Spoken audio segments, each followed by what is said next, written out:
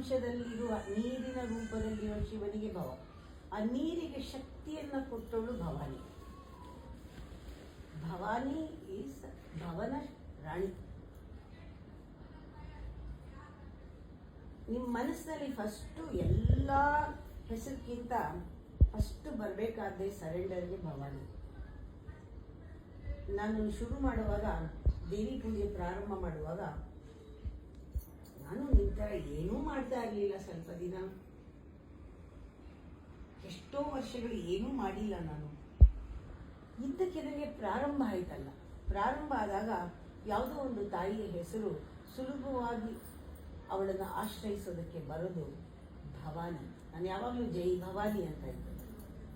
ಪ್ರಾರಂಭ ಮಾಡುವಾಗಲೇ ನಮ್ಮದು ಮೊದಲನೇ ಸಿಡಿನೇ ಜೈ ಭವಾನಿ ಅಲ್ವಾ. ಆಗ ನನಗೆ ನಿಜವಾಗ್ಲೂ ಯಾತಕ್ಕೆ ಬಂತು ಅದು ವರ್ಡ್ ಅಂದರೆ, ಸೌಂದರ್ಯ ಲಹರಿ ಇದನ್ನೆಲ್ಲ ದೇವಿದು